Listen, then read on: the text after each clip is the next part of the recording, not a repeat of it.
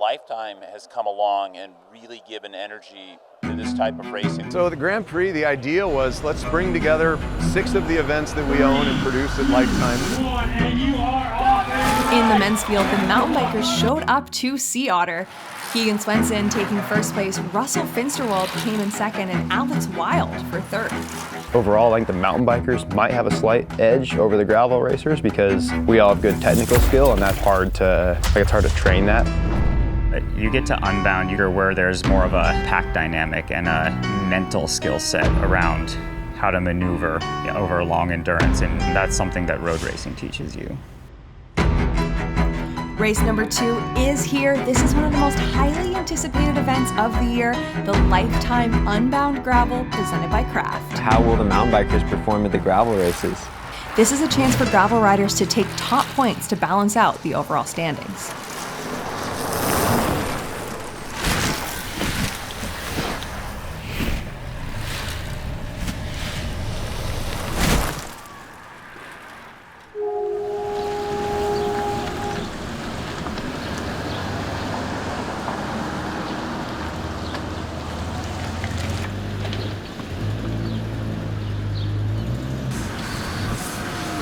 So nice being 200 yards from the start line. Been here since Sunday. Came early to try to get some heat acclimation, which I kind of did one day, but the weather's been weird. It's cold, it's so weird. Emporia, Kansas. The biggest, the longest, probably the most intimidating stop of the Grand Prix. Race number 2 in the series, Unbound, arguably one of the biggest bike events, certainly in the country, if not the world. Tons of media, tons of excitement. For the athletes coming into this race, they know they're coming to Emporia, Kansas. They're gonna ride 200 miles through the Flint Hills with, I think, 11,000 feet of climbing over 200 miles.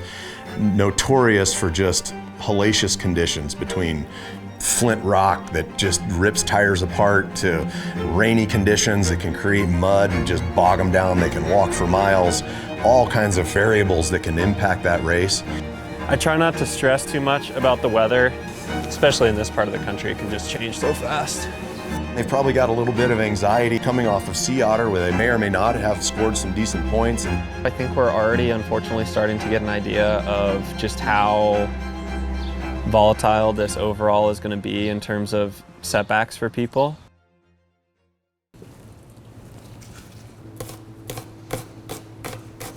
My gut is just destroyed. So I'm just trying to build it back up. I'm ready for some solid food soon. I was racing in Arkansas and picked up a really bad bug. It really sucks. I'm not gonna be able to race this weekend. I was hoping to prove myself here. Sea Otter was good. I wanted a lot more, and I made some mistakes. Look at this guy going wide. We've already got a rider going off to the left. This is a notorious sand pit. Know that I could have performed a little bit better. When you take your drop race so early on, it definitely adds to the pressure. Cast came off last week. Yeah, so I'm unchained for this race. Sea Otter, I crashed before we even got to the dirt. Someone took me out. Oh, 2 riders off the bike there. I think it was Peter Statna. And apparently I broke my wrist.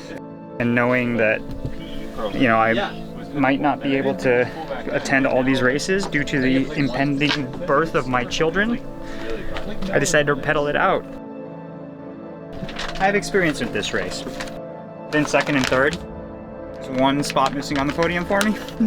So I kind of know what it takes. You know, the mountain bike guys, they're going to be just fine in this, but experience does count for a lot out here.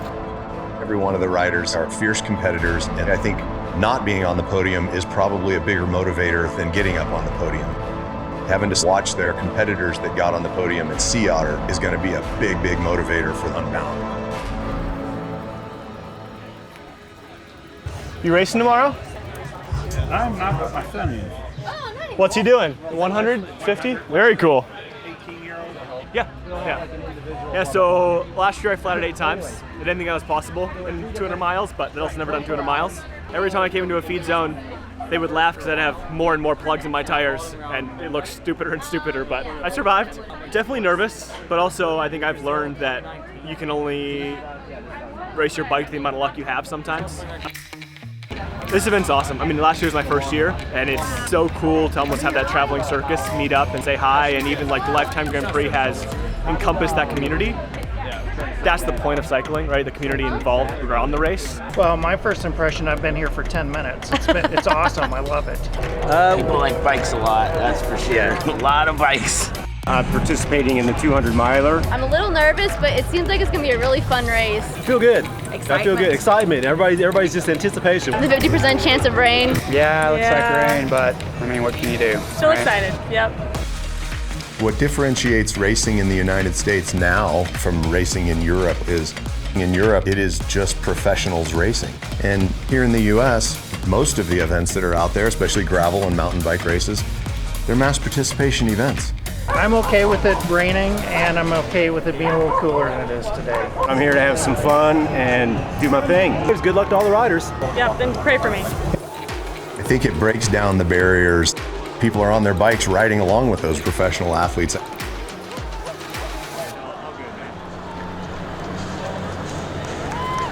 at all those camera lenses, holy cow. That's something else going on with that phone. Okay. All right guys, have a good ride. Yeah, thank you.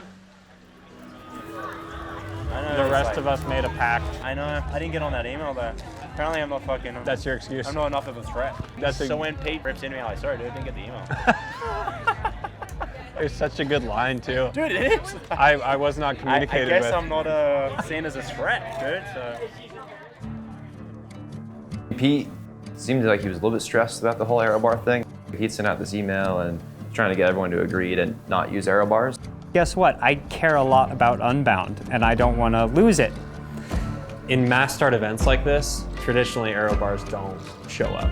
They're a massive advantage. I mean, the aerodynamic difference is enormous and can literally decide the race. In the World Tour, it was all marginal gains, counting calories, grams of weight, every aerodynamic advantage. And that's not why I came to gravel. Gravel has been more or less a rejection of that. And I was like, yeah, sure, I won't use them. If no one else is going to use them, then I'm happy to not. A lot of people responded.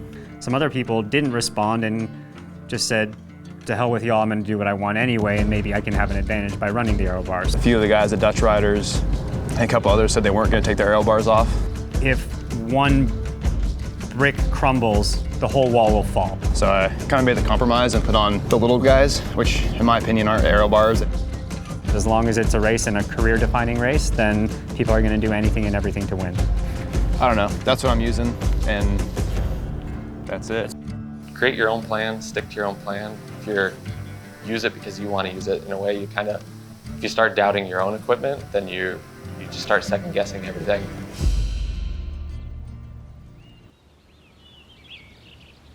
I'm excited, like we don't know what we're gonna get, but no matter what we get, I'm excited for it. Mud will be fun, fast and dry will be fun, so whatever we get, it's gonna be a good time.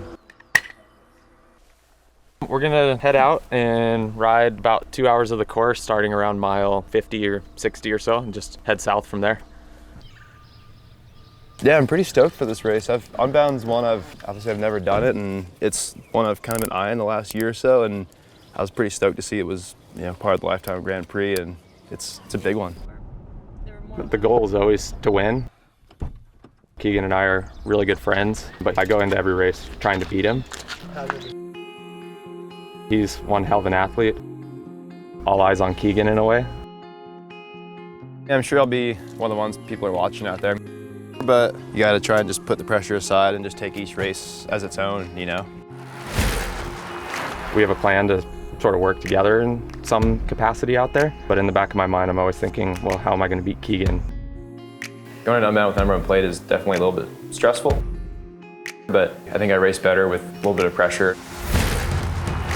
Keegan has a target on his back, but he's not new to that. I mean, he's been the most dominant rider in the country for several years now.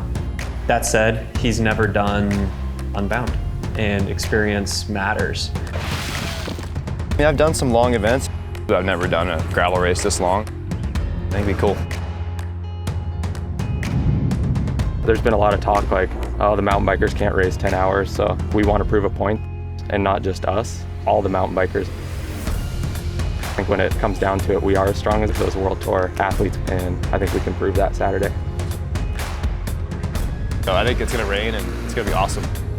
A little water, a little bit of mud will play into the skill set of the mountain bikers a bit better, so bring it. So the big issue out here is Fall River, just south of Eureka. This low water crossing is completely flooded out. The road is closed, can't do it. They said it could go down by the time the 200s are getting across, but they definitely can't guarantee that, so we just had to make the call. Still gonna be an adventure, still gonna be some muddy roads, not taking out all the technical aspects, but we've got 4,000 of my babies out there on the course tomorrow. Try not to get anybody hurt. The course, while covering 200 miles of mostly gravel, does a share of public roads and private farm roads. It's a tough course going south. The last couple of years, we did the north route. It's not as climby, this southern route, but when they have a climb, it's more substantial, and that's going to be a little bit of a leg breaker. Unbound can kind of be defined into 3 parts because you have 2 aid stations. A lot of the guys said that because of all the rain, it's very fast, it's packed. 30-ish miles in, that's when the course starts to get what we call heavy. The rocks get heavier, chunkier, it takes more power to just move forward. So between checkpoint 1 in Eureka and checkpoint 2 in Madison, they have to cover about 90 miles without their support crew. From that second aid station to the finish is when the race will get decided. There's less terrain to work with to pry open a gap. There's fewer big climbs. So you're gonna have to really use your head about how you want to get away if you want to avoid a sprint finish. At mile 152 and 171, there's this high potential for mud. This is a very tricky section of Unbound. I mean, this is crazy in the Flint Hills of Kansas. Look at this, the wheel doesn't even spin. I know. This shit's fucked. Yeah. Yeah, that's pretty stuck. The grass wasn't bad. Yeah? Did you make it all the way up here on your bike? Yeah. This might be the move. Yeah. That's why I wanted to try it. So at least we know. Ride the grass as far as you can. Yeah, I mean, I thought these would be better in the mud because there's no knobs for it to stick to, but it still just sticks. I think the more space you have, the easier it's going to be to clean out, you know? Exactly. It's going to be fun doing this for 10 hours. Any more than that? All right, well, I think mine's ready. Back in action. Keegan says, I'm going down to a 33 CX tire. Yeah, I don't think so. I don't either. I think he's running the 40 series. Totally, but he fired everybody up and all it takes. got it turning, and everybody was like, "Whoa, I overtired." Keegan's in their head already. Everyone's looking at him, so yeah. If I said that, no one would care. Yeah, be like, good luck with that. Yeah. Have fun. I think Keegan's strength is confidence, and he likes to portray that confidence, not in a cocky sense, but just I've done my homework, I know what I'm doing, and I'm here to win this race. And there's certain little mind games you can play with that for sure.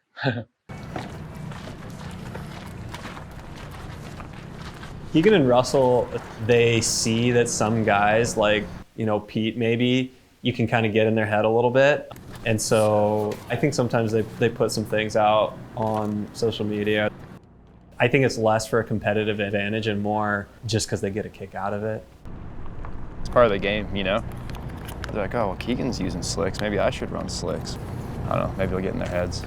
I'm confident in what I'm using. I don't think anyone else has a better setup than me. Maybe for someone else it wouldn't work. This is basically what I'm eating for 10 hours. I think people overthink it. You just need calories, doesn't matter where they come from, just sugar. You always this calm, cool, and collected? Try to be.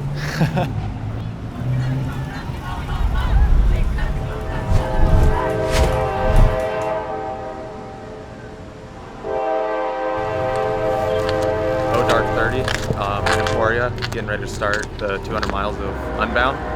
Really looking forward to the day. I have no idea what we're in for, in a way, but excited to see how the adventure unfolds. Yeah, it's kind of funny, you're like, for months and months, you're like, Unbound. It's on this horizon, and then all of a sudden it's here.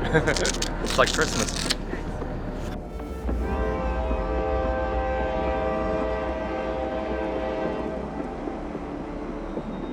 First aid station, we're going to open the cooler. It's going to have the ice in it. We're going to throw the vest on and switch the 2 bottles. So you're going to stop no matter what the first one. Yep. Second aid station, you're going to get 2 new hydration bottles.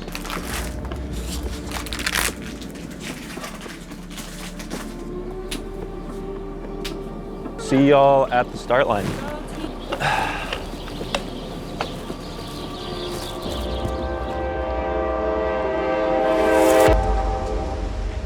Welcome everyone to Unbound Gravel. This is race number 2 of the Life Time Grand Prix. It's a 6 races, 3 gravel, 3 mountain bikes, and this is the biggest gravel race of them all.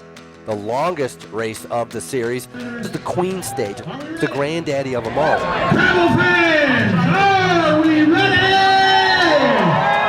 This is like the World Championships, and for some riders, this is it. I mean, this is a big, big race for them. 3, 2, 1.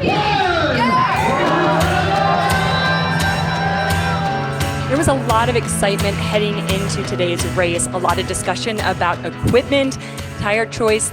There's been some debate about whether it would or wouldn't rain, and the riders really just wanted to be ready for anything. I think gravel racing has exploded out of what was originally gravel riding, and there's an important distinction there.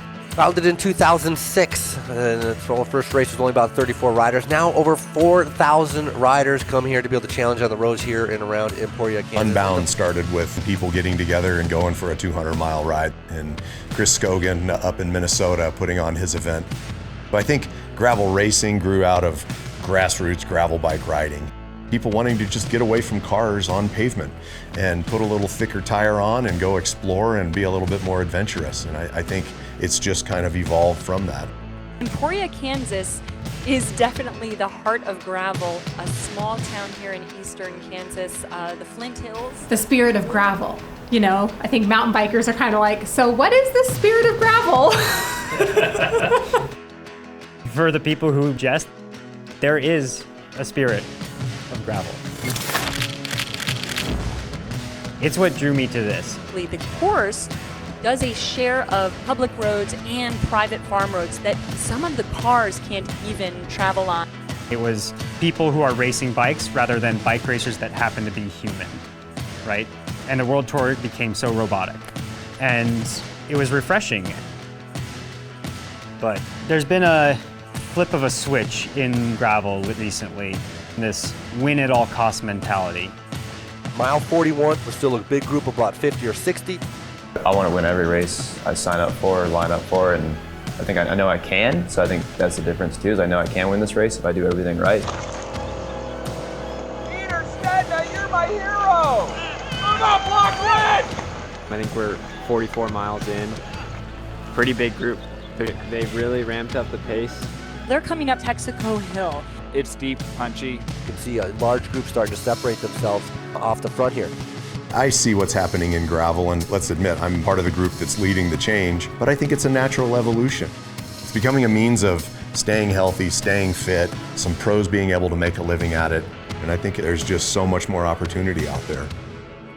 First checkpoints are on mile 80, second checkpoints are around mile 165. Nutrition, that really is 80% of the battle that these guys are trying to figure out, because you have to be able to make sure you can make it to the next checkpoint.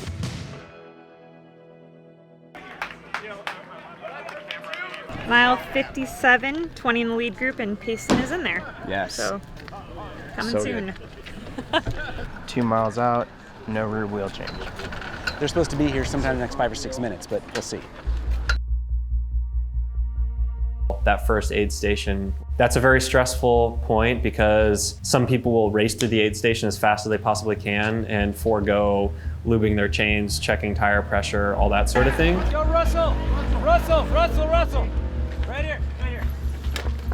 And you need to keep one eye on the exit of the aid station to see who is sneaking out, like who's getting out really fast. Lawrence Tendam has taken off. I'm trying to be able to put some pressure on some of the other riders. It's full-on F1 pit stops. You don't know when someone's coming out, when someone's not. What else? Anything else? That's it. All right. Go, Alex. Go, Russell. Get him, buddy. Go. If you get a little group that there's like 3 or 4 people that race out of the aid station, they can work together, and then all of a sudden you have a gap to shut down. Lawrence Tendam has built up a lead of almost 3 to 4 minutes on a chase group of about 10 or 12. A group of riders can ride a lot faster than an individual, and that's because you take turns riding in the wind and everyone else can draft and rest. Maybe you sit on the front for 30 seconds, block the wind, pull off, roll back, and then the next guy behind you comes up and takes a pull. And so you can maintain a higher speed. With Keegan Swinson, Freddie Ovett, Lance Hated, Alexei Vermeulen, Ivar Slick, Payson McElveen, they look like they're working pretty well together. They look like they're moving at a pretty good clip. Depending on wind and terrain, you can make a lot more time on a solo rider because you're sharing that load and you can maintain a higher speed.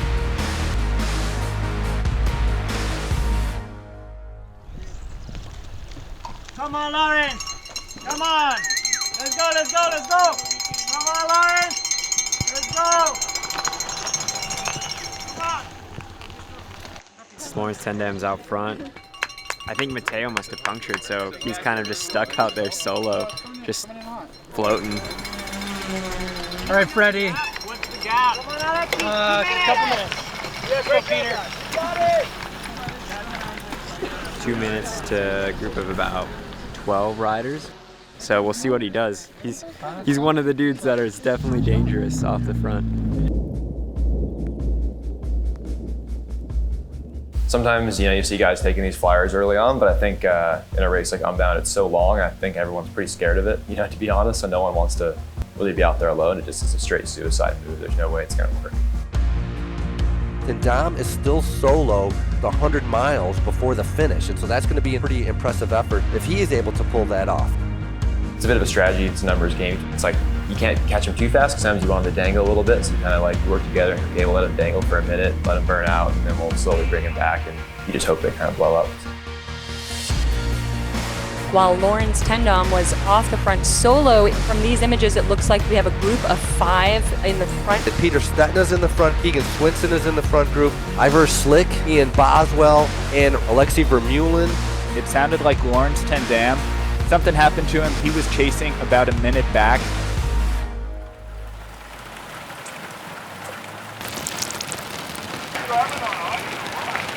So they caught Lawrence. There's no more gap separating the first and the second groups. It's really exciting.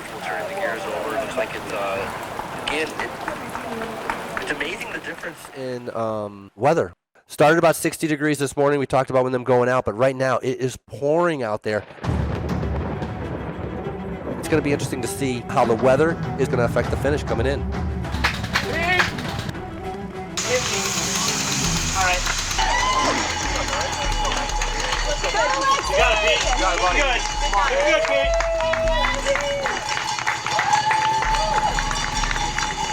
No, that's not him. That's Lawrence. When you're in a race, you make such questionable decisions in regards to self-preservation. People take risks with going too fast down a descent, with bike setup, making an attack too early.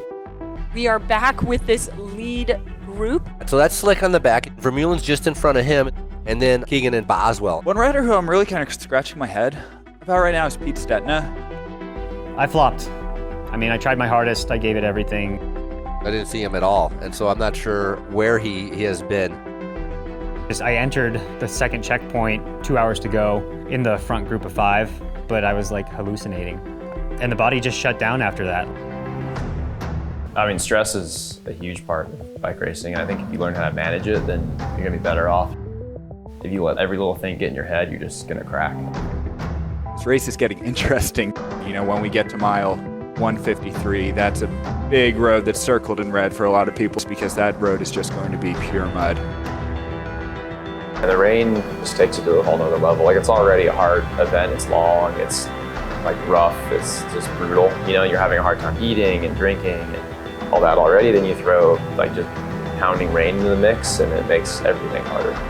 This is a whole different ball game here. You see riders almost sliding all over the place. Almost unrideable, Janelle. Yeah, this is one of those low maintenance roads that had a high potential for mud, and we are seeing it now. Look at all the mud that's starting to cake up. It's going to start kind of jamming into the areas. And this is where tire choice really is going to make a big difference.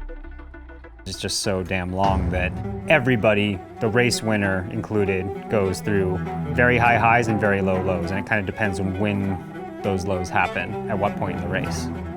Well, I think they're just past about mile 160. So, but the final 40 is flatter than the beginning 40 of this race. You're gonna have doubts throughout the race, like, oh man, maybe Keegan feels way better than I feel right now. Maybe Pete feels way better than I feel right now. 4 guys hammering it right now. Just behind them is actually Lawrence Tendam. Dom had to be able to bridge back up a 2-minute gap at one point to be able to get up to these guys. So that's an incredible ride. And what you're looking at right now are our leaders: Alexi Vermeulen, Keegan Swinson, Ivar Slick, Ian Boswell, and Lawrence Tendam. And it's a cat and mouse game going on right now. Who's going to be able to take that risk? Who's going to take that opportunity to try to attack and try to get away from the other ones? There is one hill coming into campus. I mean, if anybody's going to shake somebody, it's going to be on that little punch. It's starting to get spicy. They're just looking at each other. Somebody's got to go here. And we see him out of the saddle. There goes Ian Boswell. It's Alexi Vermeulen, who's just come off of the back of the group. We're down to 4 riders. Lawrence Tendam being the cagey one sitting on the back. Maybe to take a run at them. And there he goes onto the sidewalk, hopping off that curb. Oh my gosh, Frankie, a 4-up sprint down Commercial Street. Right now, Boswell on the back. Boswell's going to go first. He's going to go on the right side, I think, of this guy. Maybe some guys are going to be going around the cones right now. A little bit tricky. Boy, what a surprise for him. You see people coming by at about 28 miles an hour. The leaders of the 200 now coming in for a final sprint. Swinson trying to be able to come around. It was Boswell that went first. Tendam doesn't have the legs after bridging a 2-minute gap. He's off the back. Coming into the final sprint.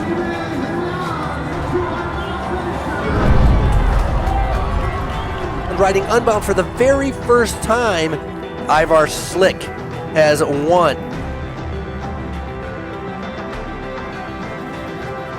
Keegan Swinson was second. Third was Ian Boswell. And fourth, Lawrence Tendam. And fifth, Alexi Vermeulen. And Ivar Slick is not part of the Grand Prix. Boswell actually is not part of the Grand Prix as well. So Keegan Swinson, Tendam, and then Alexi Vermeulen, those riders are going to go to the podium a little bit later on.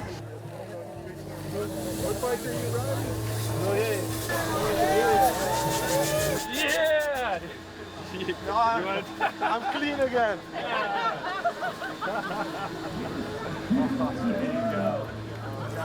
Good job, buddy.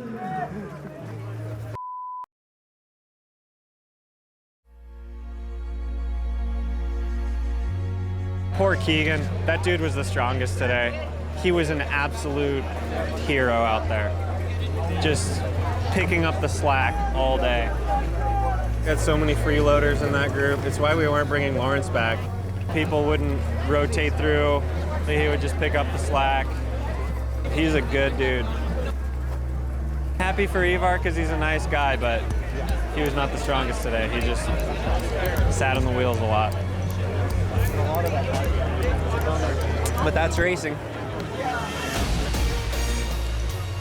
I think every athlete battles themselves. Sometimes you have to decide in your head, like, am I gonna be an asshole right now or am I not? I wasn't making many friends, just not pulling through as much as I should have been, but I could tell I needed to just chill. To be honest, I could have played it a little bit more smart. I wanted to put on a show. Like, there was a lot of bullshit talk about aero bars and stuff like that. And I decided to start without, and I just wanted to the legs do the talking, and I think I did. I put on a show and I got fourth, and I'm happy, and you know, on to the next. I didn't think Keegan would have the tactical mind to get through a race like Unbound. Like, it's just a long time of wearing that crown and having so much focus on you. Happy to come out on the podium here. I mean, that was a goal, and I know now he's not part of the Life Time series, so I gained max points as far as that's concerned. So yeah, it was a good day. To win the Grand Prix, you definitely need to win a race, in my opinion. Even though the point system's close, you have to be there. You have to have your day, one of those days. And it's hard when you have someone as dominant as Keegan that can make that not matter if they win multiple. I mean, there was a little bit of drama going into this one, like, oh, the mountain bikers can't ride long and this and that. So, yeah, I mean, I'm happy to add up the lifetime riders to prove that mountain bikers can race long. And I mean, this was the longest, hardest race we're going to have all year. So I think, yeah, definitely kind of proved the point that we can also race with the gravel racers and beat them at their own game. All of this training that has gone into preparing for this is definitely going to pay dividends for the races that are coming later on in the Grand Prix. Now it's going to be about taking some rest. I mean, they should be good when we get ready to go to Utah for Kraushaar and the Tusher, which is the next race in the Lifetime Grand Prix.